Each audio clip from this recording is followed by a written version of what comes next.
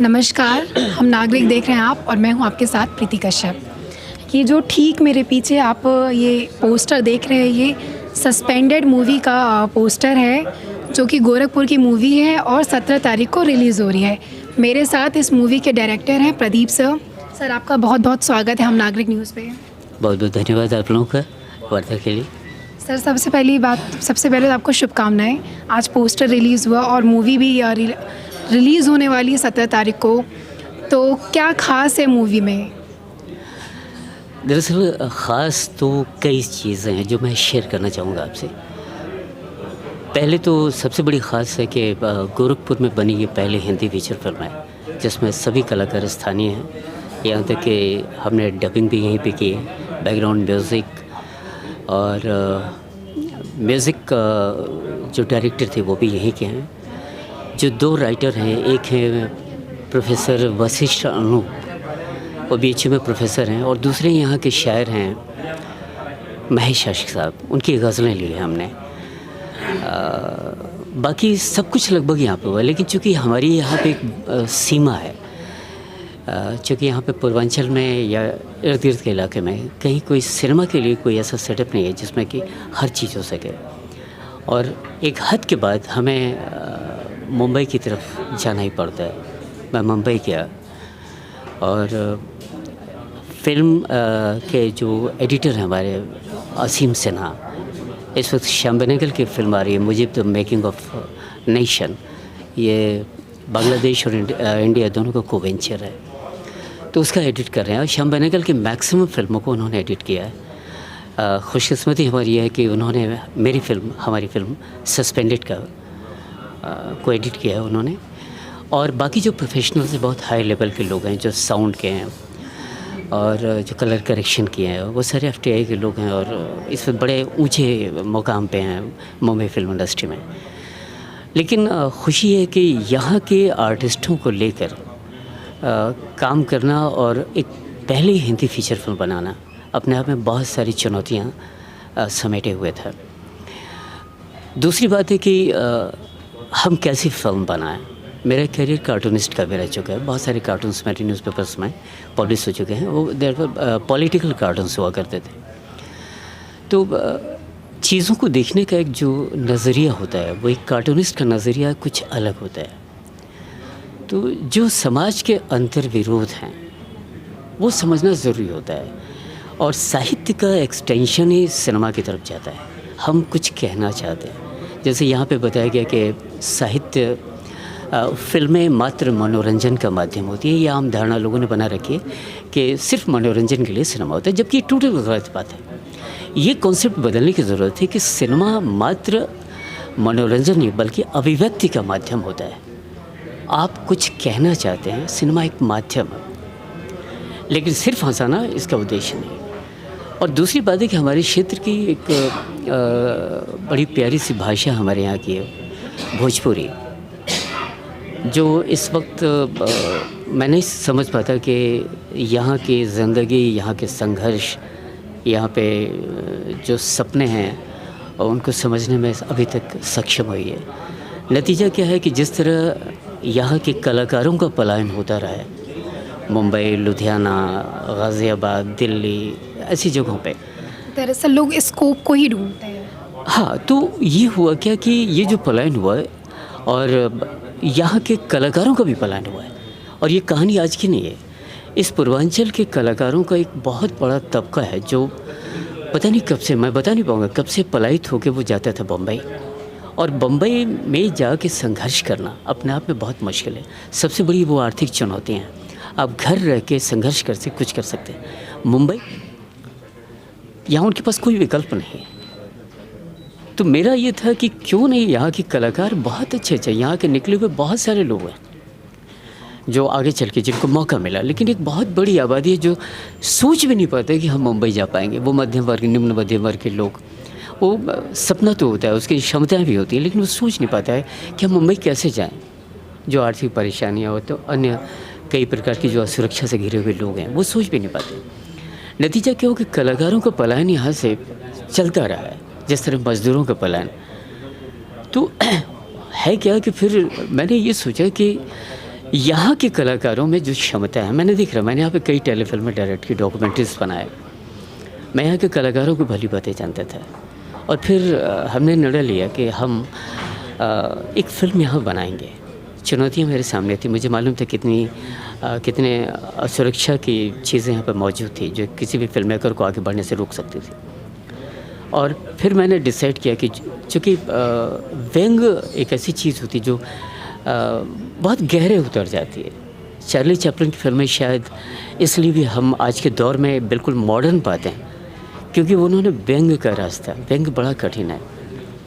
तो उनकी जो चार्ली की एक जो फीलिंग थी कि आए हैं अश्क आँखों में अक्सर हंसी के साथ। अब उनकी फिल्मों को देखिए कि हंसाते हंसाते वो शख्स हालात को इस तरह प्रस्तुत करते थे कि आंखों में आंसू आ जाए, कि ट्रेजेडी एनी कॉमेडी कॉन्सेप्ट लिया। तो मैंने कहा कि हमारे इर्द गिर्द की जो समस्या है, जो यहाँ पे भोजपुरी सिनेमा जिसको अभिव्यक्त करने में शुरू से अक्षम रहा है, वो नहीं कर पाया आज तक। क्योंकि आज भी जिस दुनिया में की फिल्में भोजपुरी में बल रही हैं, वो फिल्में हैं जो समाज यहाँ एग्जिस्ट ही नहीं करता, उस समाज का अस्तित्व ही आना भी नहीं है। आज बदले हुए समाज में जो भोजपुरी क्षेत्र के लोगों की समस्याएं हैं, जो उनके अंतर्द्वंद, जो उनका संघर्ष है, वो अलग किस्म का है। भोजपुरी पर समा नहीं समझ। दूसरी चीज़ जो मैं समझता हूँ कि जिनकी भाषा भोजपुरी है, उन्हीं की भाषा हिंदी भी है इस क्षेत्र में, यूपी, बिहार, मध्य प्रदेश। तो हुआ क्या कि और हिंदी फिल्मों का मार्केट बहुत बड़ा है, शुरू से इसका एक स्तर बना था। तो ज़्यादातर जो पढ़े लिखे या होशियार या क्रिएटिव लोग थे वो हिंदी में चले गए। अब बच गई वो दूसरी पार्टी। नतीजा क्या हुआ कि यहाँ पे फिल्म बनाना एक नंबर की तरह लोगों से, ऐसे ऐसे लोग फिल्म मेकिंग में आ गए जिनका सिनेमा से, साहित्य से, म्यूज़िक से, कला से, डांस से कोई लेना ही देना नहीं था। यहाँ सिर्फ एक अहंकार को संतुष्टि देने के लिए लोग फिल्मों में गए। कुछ लोग 10 बीघा ज़मीन बेच के फिल्म बनाते हैं, ठेके पर रोन दिया, और उनको खुद नहीं मालूम कि वो जो बना रहे हैं उसका मकसद क्या है। हमें जानना कि जो हम कह रहे हैं हम किसके लिए कर रहे हैं। हमेशा दो तरह की धाराएं फिल्मों में, साहित्य में, कला में रही है। Art for the sake of art, art for the betterment of society. तो एक होता है जो कला सिर्फ कला के लिए, जो हमारी ज़िंदगी से कहीं नहीं जोड़ती। एक वो चीज़ होती है कला जो आम ज़िंदगी की बेहतरी के लिए, आम आदमी के सपनों को पूरा करने की दिशा में एक ताकत देती हुई। जैसे प्रेमचंद ने कहा था कि साहित्य एक मशाल की तरह होती है और साहित्यकार वो मशाल धारक होता है जो समाज को दिशा दिखाता है। आज यहाँ की फिल्में कौन सी दिशा दिखा रही है? ऐसे माहौल में हम जी रहे हैं कि जहाँ फिल्मों का मूल्यांकन आज इस आधार पे हो रहा है कि उस फिल्म ने 1000 करोड़ कमाए, इसने 500 करोड़, ये 100 करोड़ी खेमे में चली गई। तो जहाँ पे फिल्मों के का जो मूल्यांकन होना चाहिए, जो उसका विश्लेषण होना चाहिए, जिसका आधार ही सिर्फ अर्थ है, सिर्फ आर्थिक है कि 300 करोड़ लगाया तो 500 करोड़ कमाया। आम आदमी कहाँ है यहाँ पे? आम आदमी की ज़िंदगी कहाँ है? लार्जर देन लाइफ को आप इस तरह और लार्जर बना दिए कि हमारी ज़िंदगी हमें दिखती नहीं। आज गांव की ज़िंदगी फिल्मों से एब्सेंट है। हिंदी सिनेमा में गांव की ज़िंदगी दिखती नहीं। आज जो हमारे सर, ये जो नया कॉन्सेप्ट है वेब सीरीज़ का, इसके फेमस होने का भी कारण ये है कि लोकल टच उसमें होता है। वेब सीरीज, मैंने कहा ना कि हम आज जिस समय में जी रहे हैं, ऐसा समय इससे पहले कभी नहीं था। पहले हमारे पास सिनेमा के सिवा कोई ऑप्शन था ही नहीं मनोरंजन का। आज हो गया कि एक रिक्शे वाले के हाथ में भी आप मोबाइल देख सकते हैं। मैंने मुंबई में देखा है कि 50 किलोमीटर 60 किलोमीटर की रफ्तार से दूर से लोग आ रहे हैं और नौकरी कर रहे हैं मुंबई में। वो कर क्या रहा, कानों में ईयरफोन लगाया और कोई फिल्म या वेब सीरीज़ या ऑन कर लिया, कोई किसी से बात नहीं कर, सब सुन रहे हैं और उसी में मज़ा ले रहे हैं और वीडियो सामने रखें। ये बदले हुए दौर। आज मैंने पुणे फिल्म इंस्टीट्यूट में एक क्लास अटेंड किया तो प्रोफेसर सतीश बहादुर का, तो उसमें एक बात उन्होंने ऐसी कही थी जो उस वक्त हो गया था। कहा कि हमारे ज़माने में, अब तो नहीं रही दुनिया में, कि जब 17-18 साल के लड़के होते तो फिल्मों से रियल एक्सपोजर होता था, वो फिल्में जाते थे अगले दिन। आज के दौर में कि एक बच्चा नन्हा सा गोद में है और माँ टेलीविज़न देख रही है, वो कुछ नहीं समझ वाला कि टेलीविज़न वो देख रहा है, यानी इतने अर्ली एक्सपोजर। और इतने सारे प्लेटफॉर्म हो गए हैं। अब प्लेटफॉर्म बहुत सारे होने में मुश्किल हालत भी है कि आप चुन नहीं पाएंगे कि क्या देखना है और क्या नहीं देखना है, क्योंकि भीड़ इतनी ज़्यादा होगी प्लेटफॉर्म की। लेकिन उन वेब सीरीज़ में ऐसा नहीं कि सारे वेब सीरीज़ अच्छे हैं। कुछ वेब सीरीज़ ऐसे हैं कि जो बहुत ही नीचे तबके के हैं, कुछ ऐसे हैं जो सामाजिक सरोकारों से जुड़ी हुई कहानियों को ले रहे हैं और सामाजिक संघर्ष को वो हमारे सामने प्रस्तुत कर रहे हैं। वो उन चीज़ों को प्रमोट करने की ज़रूरत है। तो फिल्म इस वक्त जो होता है ना कि फ़िल्म हम क्यों बना रहे हैं, एक सवाल यहाँ के फिल्म मेकर से कहा जाए कि आप सिनेमा क्यों बनाना चाहते हो? क्या तुम्हारे पास कुछ ऐसा है जो तुम कहना चाहते हो? क्या तुम इस सिस्टम से संतुष्ट हो, या जो कुछ चल रहा है इस वक्त समाज में तुम क्या उससे खुश हो, या एक ऐसे समाज की कल्पना चाहते हो जो इस समाज से बहुत बेहतर हो? आप लोगों को प्रमोट कीजिए। अब मेरी फिल्म सस्पेंडेड भ्रष्टाचार, जो सिस्टम के भीतर जो भ्रष्टाचार व्याप्त है, जिसका सफ़र आम आदमी है, उस पर कमेंट करती है, उस पर परिवर्तन की बात करती है। हमने हमारी सिस्टम ऐसा कर दिया है हमें कि सिस्टम के भीतर भ्रष्टाचार को हम अपनी नियति मान ली है, या सहज स्वीकार्य हो गया। हम मानते हैं कि इतना पैसा हम फलां जगह देंगे तो हमारा ये बन जाएगा, इतना पैसा यहाँ देंगे तो बन जाएगा, इसके बगैर वो दौड़ना पड़ेगा। और ये माना जाता है कि सिस्टम को कॉम्प्लिकेटेड बनाने के लिए हमेशा सिस्टम जितना सरकारी तंत्र का कॉम्प्लिकेटेड होगा, बिचौलिए उतने ज़्यादा पैदा होंगे। तो जब बिचौलिए ज़्यादा पैदा होंगे तो फिर होगा क्या कि आम आदमी का शोषण होगा। कभी भी सिंपल सीधे सीधे अगर हमारी ज़रूरतें या जो सिस्टम है हमें प्रमोट करे, हमारी बात सुन ले, फिर हमारा फ्रस्ट्रेशन खत्म हो। लेकिन आम आदमी के टैक्स के पैसों की बर्बादी, या सिस्टम में इतने सारे लूप होल्स हैं, जैसे कहा जाता है ना कि कानून की किताब में लिखी हर दो लाइनों के बीच में जो खाली जगह होता है, आजकल उसका इस्तेमाल भी बहुत हो रहा है, जहाँ कुछ नहीं लिखा होता है। तो कानून की लिखी गई लाइनों का ही इस्तेमाल हो, उसके बीच की खाली जगह का इस्तेमाल ना हो, ये देखना है यहाँ के साहित्यकारों को, कलाकारों को, और जितने भी बुद्धिजीवी तबका है, चाहे फिल्म में करो। हमें विषय यहाँ की ज़िंदगी से उठानी है, हम अपने अंतर्विरोधों को पेश करना है, हम मजबूरियों के, जो कहा ना कि एक चिराग जलता है तो चिराग तले एक अंधेरा होता है, दिया तले अंधेरा।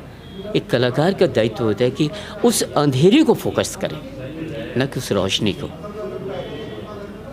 बेशक सर, आपने बहुत सही बात की कि हर एक सक्सेस के पीछे एक स्ट्रगल होता है। हम दोबारा फिल्म पे आते हैं। फिल्म 17 तारीख को रिलीज़ हो रही है, और किस तरह से हम जा कर के देख सकते हैं, एक आम दर्शक कैसे फिल्म को देखने पहुंच सकता है? देखिए, मुझे तो बेहद खुशी होगा कि चूँकि शहर की बनी फिल्म है और शहर वाले ही हमारे हैं, और हम उम्मीद करते हैं कि वो आएंगे। और इस फिल्म के पूरे प्रोसेस में ये 6 साल लगे मुझे इस फिल्म को कंप्लीट करने में। शायद एक लंबा समय लगा, इसके भी रीज़न्स क्या हैं? हाँ, इसके रीज़न ये एक, पहली बात कि कुछ ऑफ़र्स थे मेरे पास फाइनेंस के, लेकिन उसमें था कि जहाँ आप फाइनेंस कुछ ऐसे लोगों से लेते हैं जिनकी समझ पे आपको शक है, तो आप अपनी बात नहीं कह पाएंगे, क्योंकि वो उसके फिक्स एजेंडा है, फिक्स सोच है, वो आप पे ला देगा। मैं एक फ्रीडम चाहता था, एक आज़ादी चाहता था कि वो फिल्म कैसे बने, जो मैं कहना चाहता हूँ वो कह पाऊँ। अभी भी बहुत सारे रेस्ट्रिक्शंस हैं। देश में सेंसर बोर्ड है, लेकिन बहुत सारे ऐसे देश हैं जहाँ सेंसर बोर्ड नहीं है, सेल्फ सेंसरशिप है। तो वहाँ पे ये डिसाइड करना पड़ता है, डायरेक्टर के हाथ में होता है कि वो डिसाइड करे कि समाज के लिए सही है या गलत है। इतना उम्मीद की जाती है कि वो समझेगा। यहाँ पे फिल्म बनी है, यकीनन यहाँ के आर्टिस्ट हैं, म्यूज़िक सब कुछ जैसे कि मैंने बताया कि यहीं के लोगों ने किया है। तो हम तो अपील करेंगे गोरखपुर के शहरवासियों से, आसपास के लोगों से, कि इस फिल्म में आए, थिएटर में रिलीज़ हो रही है, हमारे यहाँ के एडी सिनेमा हॉल में ये फिल्म 17 तारीख से रिलीज़ हो रही है। आप आएँ, टिकट करें। शो की टाइमिंग? हाँ, शो 5:30 बजे शाम से शो स्टार्ट हो रही है, और ये सिंगल शो है, रोज़ाना शाम को एक शो है, और ये 23 तारीख तक ये शो चलेगा। अगर मुझे रिस्पांस अच्छा मिला हमें, तो हम नेक्स्ट वीक इसको एक्सटेंड करेंगे। और सबसे बड़ी बात है कि मैंने कुछ कहने की कोशिश की है, और यहीं के लोगों को, और उस फ्रस्ट्रेशन को मैं तोड़ना चाहता हूँ आने वाली पीढ़ियों के भीतर, क्योंकि जिनको मालूम है कि सिनेमा में काम करने के लिए हमें मुंबई ही जाना पड़ेगा, और वहाँ की दुनिया इतनी आसानी से किसी को एक्सेप्ट नहीं करती, और एक मध्यम या गरीब परिवार का बच्चा या उच्च मध्यम वर्ग के बच्चे जो सर्वाइव नहीं कर सकता। हम चाहते हैं कि वो चीज़ें, वो क्रिएटिविटी हमारे शहर में हो, हमारे इलाके में हो। हम वहाँ पे विदेशी बन कर न जाएँ अपने देश में, जहाँ पे मुझे पहला स्ट्रगल अपने 2 जून के भोजन के लिए करना पड़े, उसके बाद हमें संघर्ष में खड़ा होना पड़े, जहाँ एक भीड़ जा रही, जैसा हमारे देश के, हमारे इस पूर्वांचल के मज़दूरों का हाल है। पलायन हो रहा है, और पलायन भी एक स्तर पर नहीं है। यहाँ पे एक पलायन है जो यहाँ बड़े-बड़े शहरों में हो रहा है, दूसरा जो स्किल्ड लेबर हैं, कारपेंटर हो गए या इस तरह की चीज़ हो गए, वो जाते हैं खाड़ी के देशों में काम करते हैं। और एक सबसे बड़ा पलायन जो है हमारे देश में, एक बहुत बड़ी समस्या है, वो है हमारे सरकारी खर्चे पे पड़े हुए डॉक्टर्स और इंजीनियर, जो यहाँ सरकारी सहायता लेकर पढ़ाई कर रहे हैं। बहुत अच्छे लोग हैं, बहुत टैलेंटेड लोग हैं, लेकिन नौकरी करने अमेरिका, ऑस्ट्रेलिया, इंग्लैंड, कनाडा जा रहे हैं। तो यहाँ का जो प्रतिभा पलायन है, ये ठीक वैसे ही है जैसे कि सिनेमा के कलाकारों का प्रतिभा पलायन है। यहाँ पे मैं यकीन के साथ कह सकता हूँ अपने अनुभव के आधार पे, यहाँ प्रतिभाओं की कमी नहीं है। गोरखपुर में बहुत अच्छे आर्टिस्ट हैं, बहुत टैलेंट है, जिसमें ज़रूरत है इस बात को कि उन्हें मौका मिले, एक ऐसा प्लेटफॉर्म। और हम चाहते हैं, हमारा सपना हमारे आंखों में कि पूर्वांचल में एक फ़िल्मों का एक माहौल बने। आज पृथ्वीराज फिल्म को टैक्स फ्री किया गया, आपने देखा होगा, टैक्स फ्री किया गया 3 स्टेट्स में। शायद ये खबर पढ़ने के बाद मेरे ख्याल आया कि क्या इस कतार में मैं खड़ा हो सकता हूँ, क्योंकि वो 300 करोड़ की फिल्म है और जिस बैनर ने बनाया वो अरबपति बैनर है। ज़रूरत आज उन छोटे फिल्म मेकर्स की है जो अपना अस्तित्व ख़तरे में डालकर फिल्म बना रहे हैं। और हमें 10 इंटरनेशनल अवार्ड्स हमारी फिल्म को अब तक मिल चुके हैं, इसी गोरखपुर के कलाकार, इसी को लेके। ये बहुत अच्छी बात है कि फ़िल्म को 10 इंटरनेशनल अवार्ड्स मिल चुके हैं। फ़िल्म गोरखपुर की है, तो आपको तमाम ऐसे लोकेशंस भी गोरखपुर के देखने को मिलेंगे, जिससे आप कनेक्टिविटी एक बिल्ड होगा, ये हमारे शहर का हिस्सा है।